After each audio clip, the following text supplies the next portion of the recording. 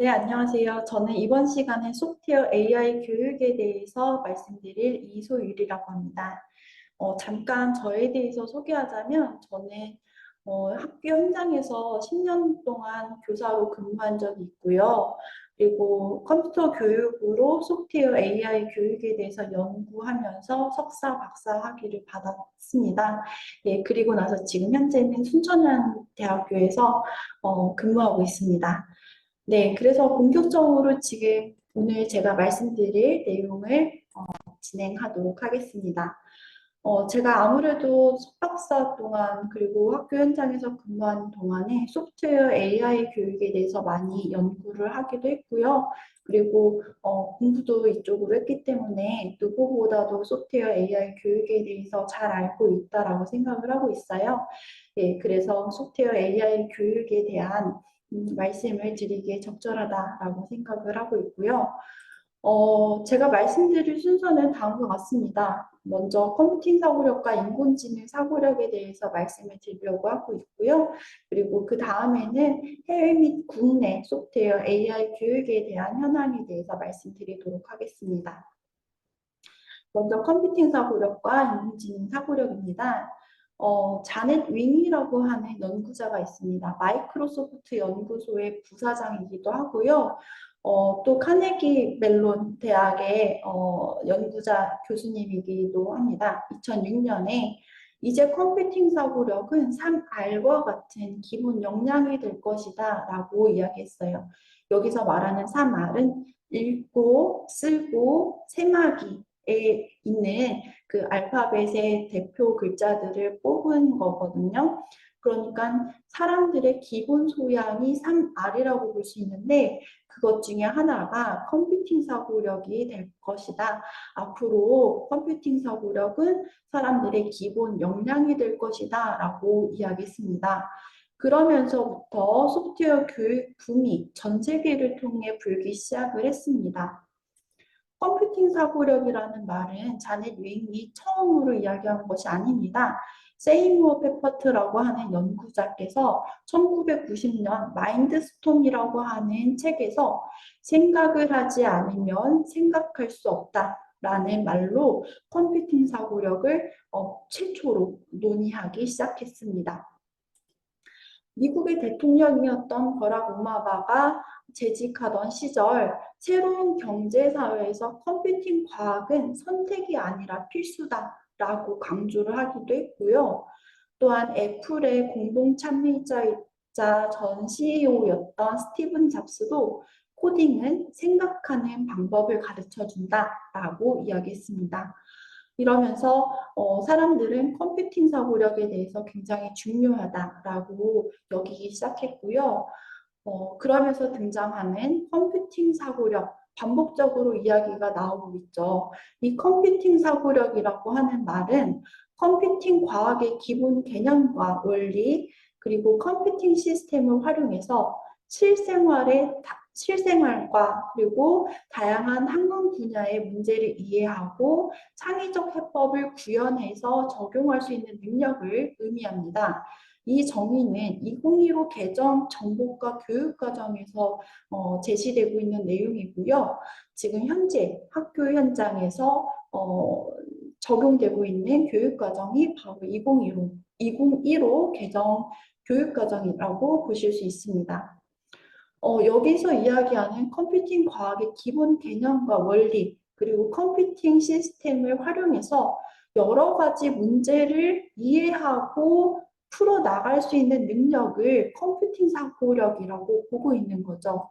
그러니까 컴퓨팅 사고력이라고 한다는 것은 소프트웨어 교육이나 정보 교육에서 핵심 역량으로 꼽고 있는 건데 이것은 모든 학생들을 프로그래머로 만들려고 하는 목적이 아닙니다.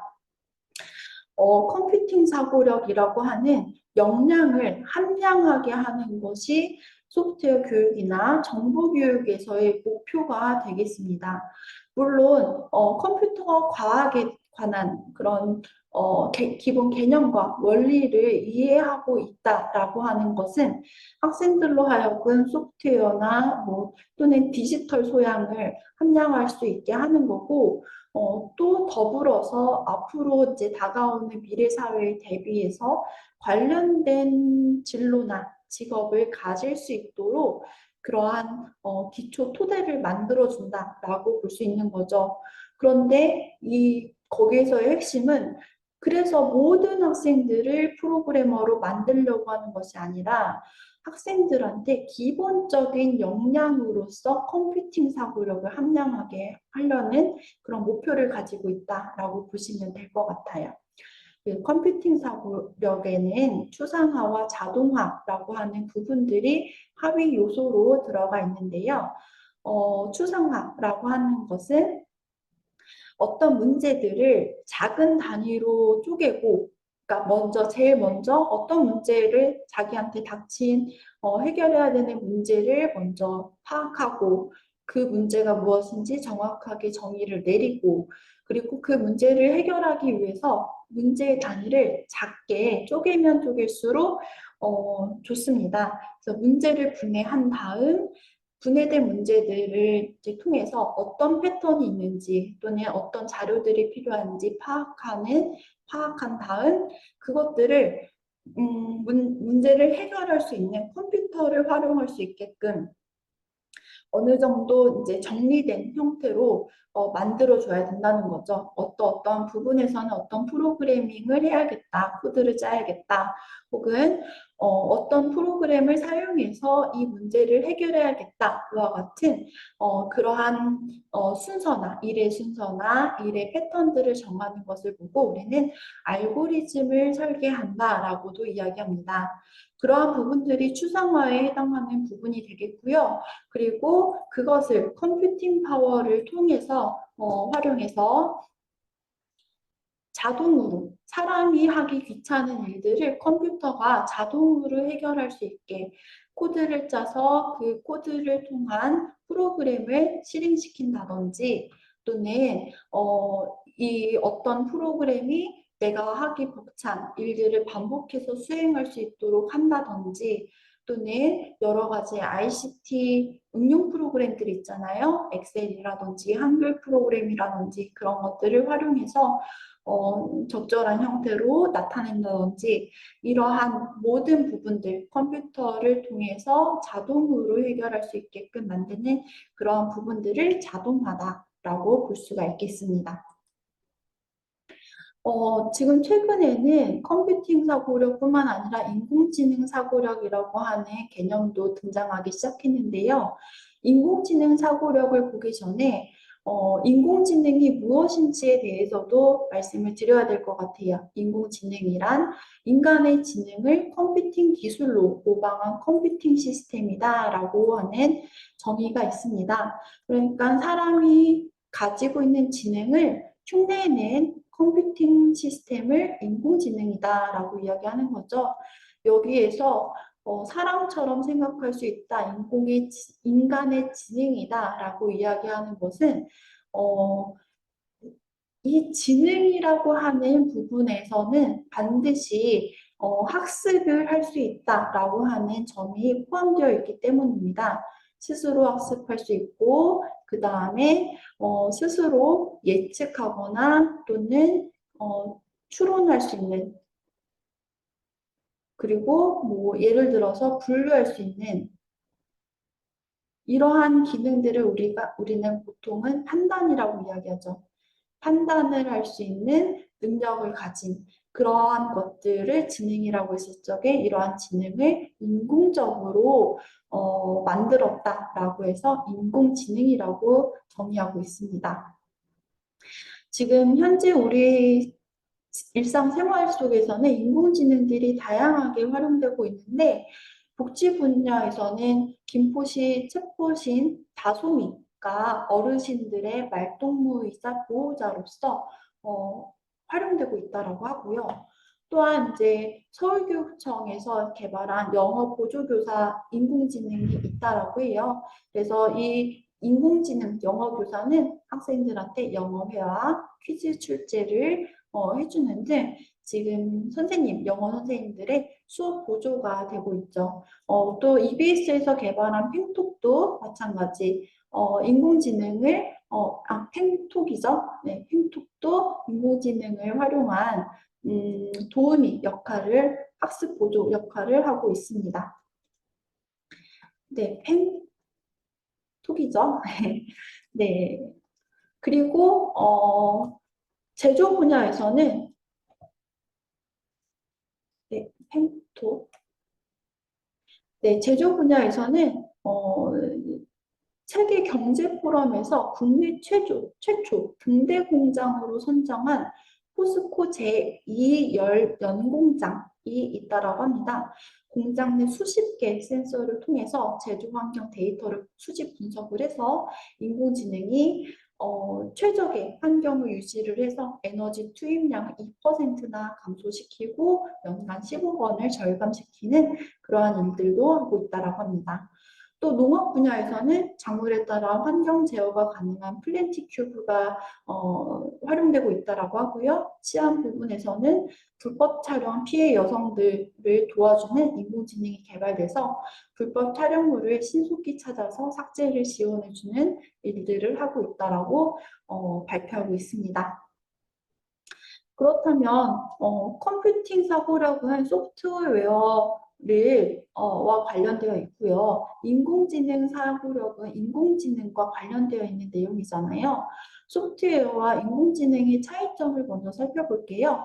컴퓨터가 사람의 일을 대신하도록 하는 동작을 지시하는 명령들의 집합을 프로그램이라고 이야기하고 이러한 프로그램을 우리는 소프트웨어라고 이야기합니다. 인공지능은 인간의 지능을 모방을 한다라고 해요. 그래서 스스로 자체 성능을 반복적으로 개선하고 학습한다라고 이야기하는 거죠. 그리고 이것을 통해서 인간처럼 추론, 판단을 할 수 있다라고 하는 점이 큰 차이점이 있겠습니다. 그러니까 소프트웨어는 사람들이 짜놓은 명령대로 수행을 한다라고 한다면 인공지능은 사람이 짜놓은 프로그램 중에서 그 안에서 스스로 학습할 수 있는 요소가 포함되어 있다면 우리가 인공지능이다라고 이야기할 수 있는 거죠. 그래서 컴퓨팅 사고와 인공지능 사고는 필연적으로 서로 관련이 있게 되겠는데요. 둘 다 사고력이라고 하는 개념은 동일합니다. 사고력에는 지시과 개념, 기능과 실기, 태도와 가치를 하위 요소로 두고 있고요. 이러한 사고력 안에서 컴퓨팅 사고력은 소프트웨어와 관련되어서 내가 어떤 일을 해결할 적에 적절한 명령을 주고 또는 적절한 해결 프로세스를 통해서 문제를 해결하려는 그러한 역량을 컴퓨팅 사고력이라고 볼 수 있습니다. 그래서 결과물로 주로 프로그램을 만들어서 그것을 활용한다거나 아니면 컴퓨팅 파워를 사용한다거나 이러한 일들을 할 수 있는 거죠. 인공지능 사고 같은 경우는 플러스 인공지능이 포함되어 있다고 보시면 될 것 같아요. 그래서 이 결과물로는 어떠한 것을 예측하거나 또는 판단하는 그러한 일들을 하는 것이 인공지능 사고력입니다. 그래서 이런 판단을 하는 이유는 역시 실생활에 또는 다양한 학문의 문제를 해결하기 위해서 이러한 사고력들이 활용될 수 있다라고 생각할 수 있겠습니다. 그렇다면 차이점은 뭐가 있을까요? 네, 여러분들이 생각했던 것과 마찬가지로 컴퓨팅 사고력은 사람이 제어하는 것에 좀 더 초점이 두고 있습니다. 네, 그리고 인공지능 사고는 기계 스스로 학습하고 그 다음에 기계 스스로 그 예측하거나 판단하는 문제 해결 부분을 제시를 한다라는 점에서 차이점이 있지만 결국엔 이 인공지능 사고나 컴퓨팅 사고력은 서로 관련이 많다라고 보시면 될 것 같아요. 오른쪽에 보이시는 AI 사고력의 하위 요소라고 해서 이런 벤 다이어그램이 그려질 수가 있는데요. 인공지능 사고력의 지능화 부분은 컴퓨팅 사고력에 있는 추상화와 자동화 부분, 그러니까 즉 컴퓨팅 사고력을 토대로 인공지능 사고력의 지능화가 플러스가 되어야지 전체적으로 인공지능 사고력을 갖출 수 있다라고 하는 거죠. 그래서 인공지능 차고는 외부 생활, 즉 실생활의 문제 해결에 적용할 수 있도록 이 문제 해결 부분이 컴퓨팅 사고력 혹은 인공지능 사고력을 활용을 해서 문제를 해결할 수 있도록 활용할 수 있는 그런 역량들을 생각할 수가 있겠습니다.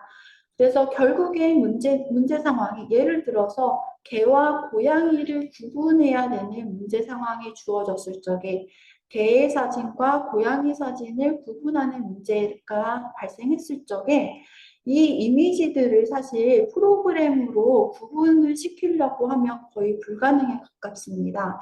그래서 이 문제가 컴퓨팅 사고력으로 해결할 수 있는 문제인지 또는 인공지능 사고력으로 해결할 수 있는 문제인지 판단을 해본 뒤 이것은 일반 코딩으로 안 되네 라는 것을 깨달은다면 이 추상화와 자동화 부분은 컴퓨팅 사고력이죠. 네, 추상화 부분에서 이 문제를 해결하기 위해서 문제를 분해하고 패턴을 찾고 추상화한 다음 알고리즘화해서 그 다음에 인공지능에서 활용할 수 있는 지능화 부분 지도학습으로 구현하면 되겠구나 하면서 모델링하고 그리고 이 과정 중에서는 당연히 코드를 사용해서 활용해야 되는 부분 또는 굳이 코드를 작성하지 않아도 우리는 최근에 개발되어 있는 여러 가지 인공지능 플랫폼들을 활용해서 문제를 해결할 수 있도록 도와줄 수 있습니다.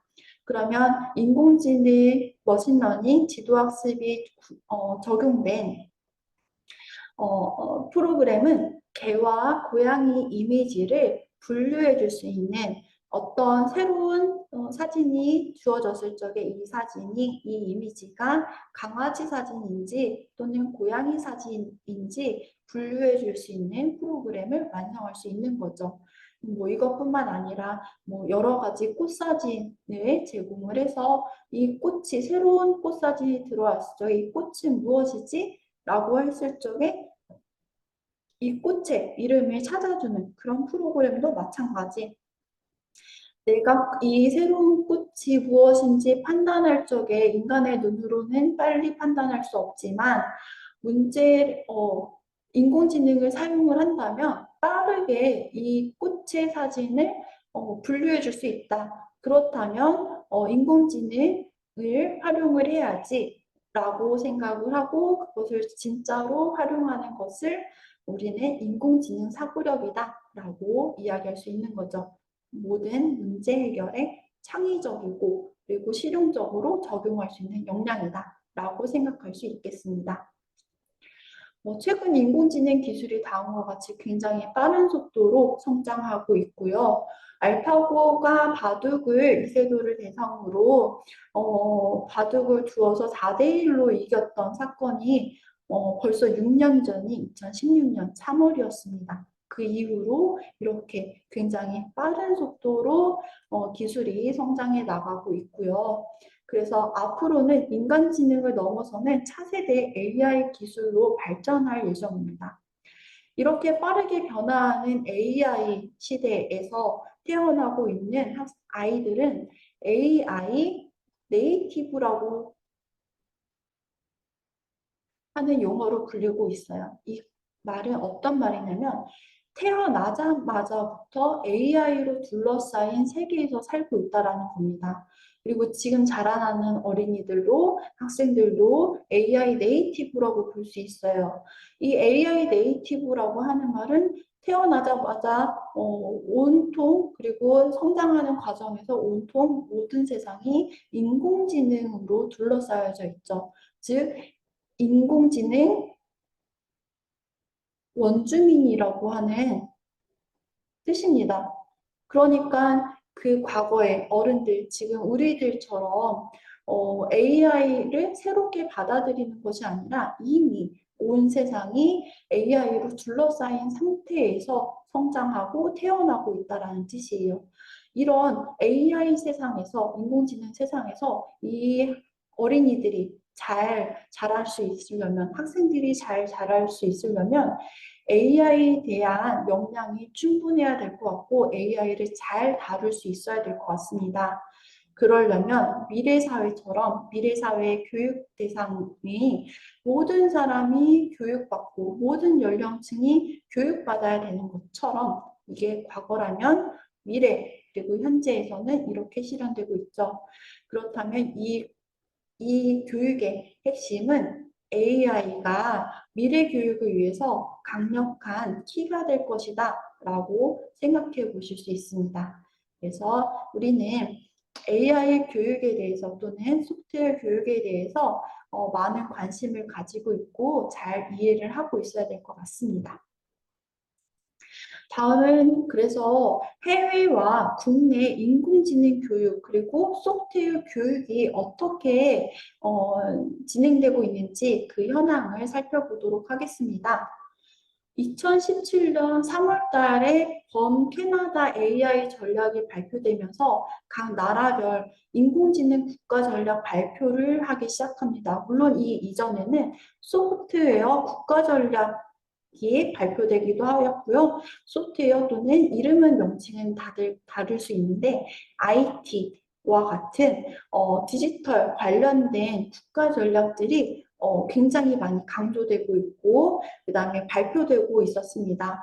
우리나라 같은 경우는 2018년 5월 달에 AI R&D 전략이 발표된 이후 2019년 대통령님께서 2019년 11월에 AI 국가 전략을 대대적으로 발표하기도 했어요. 네, 이런 국가적으로도 굉장히 인공지능 소프트웨어 그리고 디지털과 관련된 어, 요소들이 나라를 강하게 만든다라고 인지를 하고 있고 국가적으로 추진을 하고 있다라고 하는 뜻입니다. 페그마라고 하는 약자가 있습니다. 이 약자는 어떤 것의 약자냐면 페이스북, 아마존, 마이크로소프트, 구글, 그리고 애플의 약자죠. 네, 페이스북 같은 경우는 최근 메타라는 이름으로 이제 회사명을 바꾸긴 했는데요. 이 회사들이 지금 2010년부터 AI 스타트업 기업들을 인수하기 시작했습니다. 아주 가파른 속도로 인수하고 있고, 최근에는 더 많은 기업들을 인수하고 있다라고 해요. 그러니까 미국을 대표하는, 그리고 전 세계를 대표하는, 이런 강력한 IT 회사들이 AI 스타트업들을 인수하고 있다라고 하는 것은 인공지능이 그래서 우리 세상에 굉장히 중요한 요소로 작용하고 있다. 그리고 앞으로도 중요해질 것이다. 더욱더 중요해질 것이다. 라고 하는 것을 의미하기도 하고요. 해외 인공지능 관련 연구도 다음과 같이 오른쪽 위로 급격하게 상승하는 것을 살펴볼 수 있고요. 또한 미국 주요 대학 버클리, 스탠포드, 일리노이, 워싱턴대에서 AI, 이거는 인공지능을 이야기하는 거고요. 인공지능의 하위 요소로 기계학습, 즉 머신러닝 이 포함되어 있습니다. 머신러닝 안에 딥러닝이 있는 거예요. 딥러닝은 여러분들도 알다시피 이세돌과 알파고 대결 때 알파고한테 적용된 학습 방식이 딥러닝입니다. 네, 이 강좌들이 급격하게 많이 강좌가 개설이 되었고 이 강좌에 대한 등록률이 상당히 높아지고 있는 것을 살펴볼 수가 있겠고요. 어, 이제부터는 해외 여러 나라들의 AI 교육 현황에 대해서 살펴보겠습니다. 여기서 이야기하는 AI 교육에는 소프트웨어 교육이 포함되어 있다라고 보시면 될 것 같아요. 중국 같은 경우는 초중 고등학교에서 AI 교육을 마련하도록 했고요. 그리고 교재를 2017년에 개발을 했습니다. 그래서 초중 고등학교 인공지능 교과서가 전국에 배포가 되었어요. 2023년까지는 인공지능 교수 500명 그리고 5,000명의 고급 학생 양성을 목표로 하고 있다고 합니다. 영국은 다음과 같이 여러 가지 AI 교육과 관련된 기관들을 만들었고요. 이 기관들을 통해서 결국 영국에서는 전문 AI 역량을 공급을 해야겠다라고 하는 부분에서 AI 학생을 지원하기 위해서 대학과 산업계가 협업을 합니다. 또 18세 이하의 청소년, 그러니까 초중고등학생이죠. 초중고등학생들한테 AI 교육을 통해 진로를 탐색할 수 있게 하는 프로그램을 본격적으로 운영하고 있고요.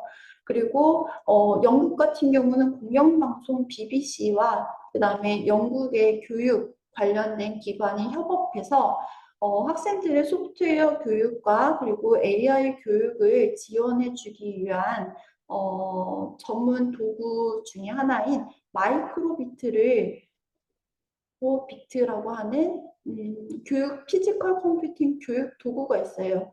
교육 도구. 조금 그러니까 명함 정도 사이즈에 있는 보드형 교육 도구인데요. 요 사이즈에 있는 요 교육 도구를 그러니까 학생들한테 무상으로 제공을 합니다. 영국에 있는 모든 학생들을 위해서요. 우리나라 같은 경우는 해외에서는 이 마이크로비트라고 하는 교구를 3만 원에서 4만 원 사이의 금액을 지불을 해야지 구매가 가능한데 이렇게 영국에서는 나라 차원에서 학생들을 위한 교육 도구를 무상으로 배포하기도 한다라고 하는 점을 살펴볼 수가 있습니다. 일본에서도 AI 교육을 초중 고등학교에서 확대해서 실시할 수 있도록 제시하고 있어요. 교육과정에서요. 근데 여기에서도 AI 교육이 인공지능만 가르치는 것이 아니라 소프트웨어, 그러니까 즉 코딩, 우리나라에서는 정보 교육이라고 하는 이 내용이 포함되어 있고요. 또 교양 교육으로서 모든 사람이 AI 소양을 갖출 수 있도록 제도화되어 있습니다. 오른쪽에 보시면 초중교육, 고등교육, 대학에서 사회인을 위한 이러한 제도들을 마련을 했고요. 이러한 제도들이 실시가 되고 있습니다. 눈여겨볼 만한 점은 초등학교에서 프로그래밍 교육을 모든 학교에서 실시할 수 있도록 지시하고 있고요. 고등학교에서 정보 1 교과가 필수화되었고요. 그리고 대학 입시에서 정보 1을 입시에 선택 과목으로 채택할 수 있도록 그렇게 확대를 했다라고 볼 수가 있습니다. 그래서 다른 나라들과 우리나라를 비교해서 AI 인력 분포 현황을 살펴보자면 미국, 중국, 영국, 프랑스, 캐나다, 일본 정도가 AI 인재수가 많은 걸로 파악이 되고요. 우리나라 같은 경우 국가별 AI 고급 인력의 수에서 미국, 중국, 영국 등등등에서 한국은 405명 정도 확보되어 있다라고 제시되어 있습니다. 이 내용은 2018년 기준으로 살펴볼 수가 있는 거고요. 이렇다 보니까 우리나라에서도 굉장히 AI 소프트웨어 교육이 시급한 시기이기도 하고, 학생들의 미래 역량을 위해서도 AI 소프트웨어 교육이 필요로 되는 시점인데, 해외 주요 국가와 우리나라의 소프트웨어 교육 운영 현황을 보자면 영국에서는 인도에서는 중국에서는 일본에서는 전체 필수입니다. 초등학교, 중학교, 고등학교에서요. 그리고 영국에서는 374시간을 교육하게 되어 있고요. 일본은 125시간이 필수이지만 선택적으로 280시간을 공부할 수 있고 그래서 두 개를 합하면 거의 한 405시간 정도의 교육을 받을 수 있도록 제도화되어 있습니다. IT 인력들이 많은 인도에서도 256시간, 중국 212시간 이렇게 차지하고 있고요. 주별로 자율적이거나 또는 선택을 할 수가 있음에도 불구하고 미국은 416시간, 에스토니아는 315시간을 공부할 수 있도록 그렇게 제도화되어 있습니다. 아쉽게도 우리나라에서는 초등학교와 중학교에서 필수화되어 있습니다. 고등학교 같은 경우는 일반 선택 과목으로 정보가 개설되어 있어요. 고등학교는 선택이다. 그렇게 보실 수가 있고요. 그리고 필수 시간이 51시간으로 되어 있는데 현재 2015 개정 교육과정 기준으로 초등학교 17시간, 중학교 34시간 이렇게 차지되고 있습니다. 그러니까 합해서 51시간이 필수로 운영되고 있습니다. 그래서 우리나라의 소프트웨어 교육이 사실 2015 교육과정뿐만 아니라 지금 현재 2022 개정교육과정에 대한 논의가 이제 조금 뒤에 말씀을 드릴 건데요. 소프트웨어 교육 시작부터 한번 살펴볼게요. 우리나라는 조금 출발이 늦어요. 2015년에 소프트웨어 중심 사회 정책이라고 하는 미래창조과학부의 발표가 있은 후 2015 개정 교육과정에 소프트웨어 교육을 교육에 포함이 되었고 소프트웨어 교육뿐만 아니라 정보교육도 2015 개정 교육과정에 포함이 되었습니다. 제가 이렇게 구분하는 까닭은 초등학교 실과에 적용된 교육 내용을 소프트웨어 교육이라고 일컫고 있고요. 중학교 이상을 정보교육이라고 이야기하고 있기 때문입니다. 정보교육 이라고 이야기하는 것은 정보라는 과목이 있기 때문입니다. 소프트웨어 교육은 지금 초등학교 실과에 편성되어 있습니다. 두 개의 내용은 다른 내용이 아니라 결국엔 학생들의 컴퓨팅 사고력을 함양시키기 위한 내용으로 구성되어 있고요. 초등학교에서도 이미지 중심으로 코딩을 할 수 있는 교육용 프로그래밍 언어가 있어요. 그거를 활용을 해서 교육되고 있고요. 중학교에서는 이 내용이 발전된 내용으로 교육이 되고 있습니다.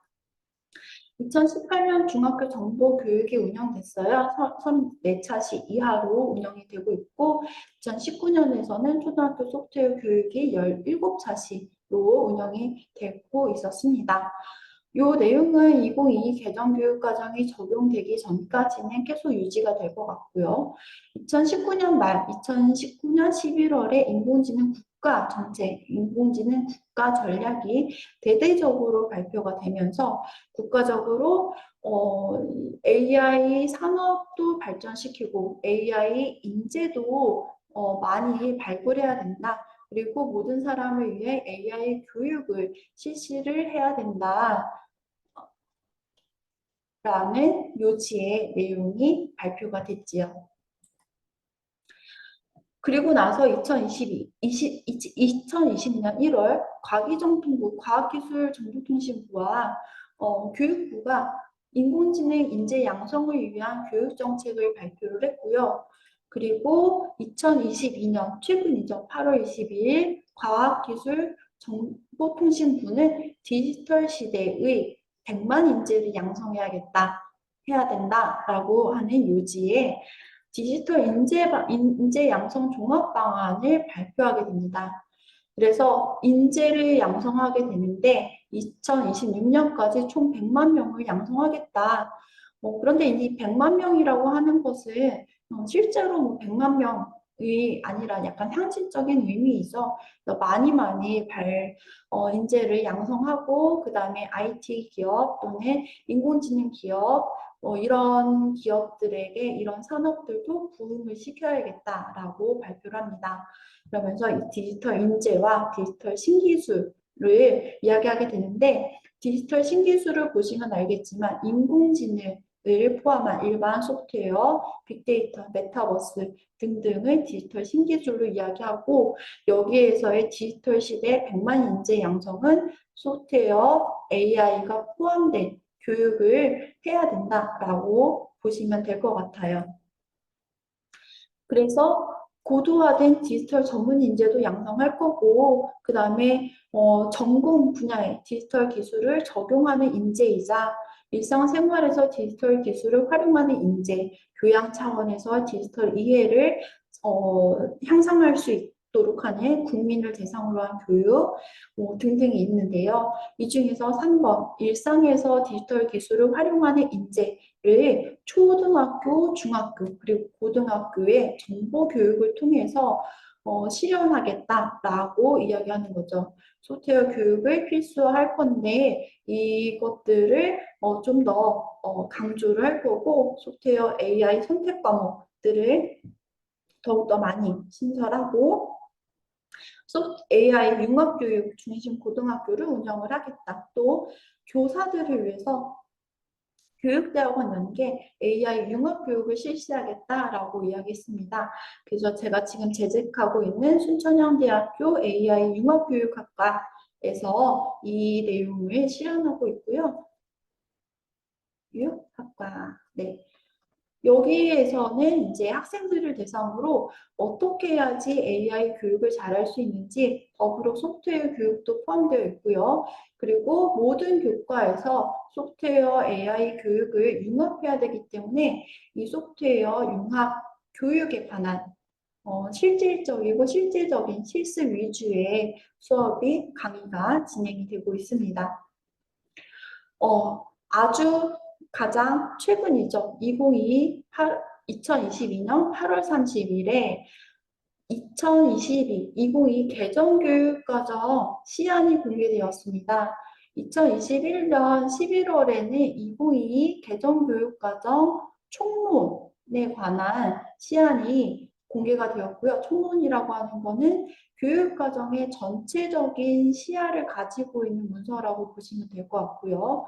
그리고 이번에 시안이 공개된 내용은 각 과목별 교육과정에 대한 시안이 공개된 것입니다. 그리고 이것에 대한 공청회가 9월 말부터 10월 초까지 이루어지는 걸로 알고 있고요. 그 이전에는 의견들을 많이 수렴을 받고 있는 상태입니다. 수학의 경우 코딩 등과 관련된 확률과 통계가 강조됐다라고 하고요. 정보 과목은 지금보다 2배로 시수가 늘어나는 등 디지털 기초 소양과 여기에는 AI, 그 다음에 소프트웨어, 그리고 정보윤리, 정보문화 등등이 포함되어 있는 거고요. 컴퓨팅 사고력 증대에 초점을 맞추고 있다라고 하는 내용들을 살펴볼 수가 있습니다. 2022 개정교육과정의 내용을 좀 더 살펴보자면 여기에서 디지털 기초소양, 자기주도성, 지도 가능성, 포용성 이런 것들 등 미래 사회에 요구하는 역량을 지향을 해야 된다. 그리고 초등학교 자율시간을 신설 활성화시킬 건데 디지털 기초 소양을 함량시키기 위해 실과에 있는 17시간의 필수 시간, 중학교에는 정보과에는 34시간의 필수 시간과 학교 자율 시간을 할애해서 34시간 이상 편성하는 것이 초등학교, 68시간, 68시간 이상 편성하는 것이 중학교, 이렇게 내용이 제시가 되고 있습니다. 그러면 현재 기존에 17시간, 34시간 초등학교, 중학교에 있었던 내용들이 곱하기 2배의 시수를 권장하고 있다는 거죠. 그리고 고등학교에서는 정보 또는 AI와 관련된 교과들을 신설하고 다양한 진로나 융합 선택 과목을 신설을 해서 예를 들면 데이터 과학, 소프트웨어와 생활 이러한 내용들을 추가를 할 것이다. 와 같이 디지털 기초 소양인 소프트웨어, AI 교육이 강조되고 있는 모습을 확인해 보실 수 있습니다. 즉 2022년에 발표된 교육과정이라서 이것이 적용되려면 한 3, 4년 정도의 시간이 소요될 거예요. 앞으로의 학생들은 이 2022 개정교육과정뿐만 아니라 학교 차원에서 또 국가 차원에서 디지털 기초 소양을 굉장히 강조할 것이기 때문에 2022 개정교육과정이 적용되기도 전에 먼저 AI 소프트웨어 교육을 받아볼 수도 있겠다라고 하는 예측을 조심스럽게 드려봅니다. 학교에서는 디지털 기반 교수학습 및 평가를 혁신을 하기 위해서 온 오프라인 수업도 추진할 거고요. 원격 수업을 활용하거나 또는 다양한 에듀테크를 활용해서 수업을 운영할 수 있도록 제시되어 있습니다. 네, 이렇게 지금 현재 사회에서는 지금 우리나라에서는 소프트웨어 AI 교육이 굉장히 강조되고 있고 중요시 여기고 있는데요. 그래서 학생들이 앞으로 맡게 될 미래의 모습은 어떨지 다음과 같은 자료를 제시하기도 했어요. 네, 그래서 이 내용을 한번 살펴보도록 하겠습니다. 진짜 미래, 찐 미래를 소개합니다. 메카혁명이 뭐지? 다시 예언글로 돌아가 봅시다. Why not? 그래서 자동차에 컴퓨터를 달아봤어요. 그러자 모든 게 달라졌죠. 와우! 다양한 교통수단이 전동화되고 서로 연결되어 자율주행이 가능해진 기술혁명. 이게 바로 메카 혁명이에요. 이쯤 되면 나르는 자동차 나와야죠. 하늘을 나는 택시가 이미 개발 중이라는 사실을 아셨나요? 첨단 기술은 교통의 모든 걸 바꿀 거예요. 집 앞에서 목적지까지 끊김없이 이동할 수 있죠. 결제는 한 번에, Okay, let's go. 철도는 더 빠르게, 안전하게. 서울에서 부산까지는 20분밖에 안 걸려요. 공항에 20분 전에 도착해도 아무 문제 없이 출국할 수 있고, 주문한 택배는 당신이 원하는 장소와 시간에 도착하죠. 더 빠르게, 편하게, 안전하게.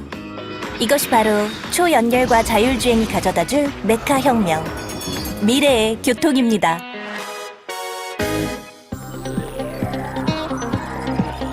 아날로그 시대, 디지털 시대, 스마트폰 시대를 지나 눈 떠서 잠들 때까지 AI가 함께하는 AI 시대가 왔습니다. 사실 AI는 못하는 게 없어요. 좋은데?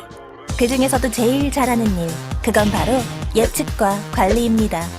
미래의 도시는 AI의 손에서 태어납니다. 정확한 설계를 바탕으로 건설하죠. 인명사고 같은 건 아예 사라질 거예요. 다양한 신소재로 당신이 원하는 대로 건물을 지을 수 있죠. 그것도 하루만에요. AI가 건설한 도시는 AI가 관리합니다. 땅 위의 도로시설도, 땅 밑에 지하시설도, 가뭄, 홍수까지도 제어하죠. 똑똑한데? 이게 다가 아니에요. 쾌적한 주거 환경을 조성하고 에너지도 생산해요. 그리고 이렇게 디지털 트위드로 현실 세계를 그대로 구현하죠. 물론 여러분은 언제 어디서나 국토 정보를 이용할 수 있어요. AI의 능력은 이 정도? 최고의 매니저가 관리하는 빈틈없는 시스템.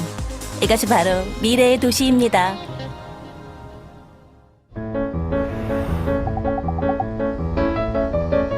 구석기에도, 청동기에도, 지금도 우리는 땅 위를 지키고 있습니다. 이 작은 땅으로도 엄청난 일을 해내던 우리가 빠르게 새로운 공간들을 창출하고 있죠. 육지와 육지를 연결해 더 넓게, 초고층 기술로 더 높이, 땅 밑은 물론 바다 밑으로도 더 깊이, 그리고 하늘로. 이걸로 끝일까요? 꿈을 좀 크게 가져봐요. 맞아요. 우주까지 우리의 국토가 되죠.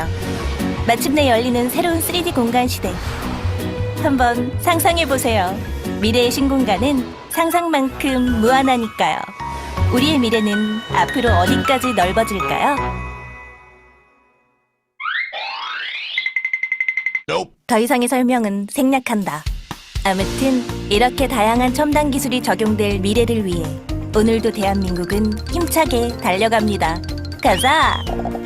아직도 어렵다고요? 당신은 그저 미래 기술을 찐하게 누려주시면 됩니다. 오늘도 열리라는 당신의 희망찬 내일을 위해, 당신의 행복한 미래를 위해 국토교통부 국토교통과학기술진흥원이 함께합니다. 네, 방금 전에 국토교통부에서 제작한 미래 사회에 관한 영상을 보셨고요. 이러한 변화하는 세상에서 잘 살아남고, 그리고 필요한 역량을 가지려면 학생들한테 소프트웨어 AI 교육이 굉장히 필요로 되는 시점이고, 그래서 우리나라에서도 많은 노력을 하고 있다라는 점을 요점으로 말씀을 드리려고 합니다. 네, 지금까지 들어주셔서 감사드리고요. 언제나 좋은 만 있으시길 기원드리겠습니다. 감사합니다.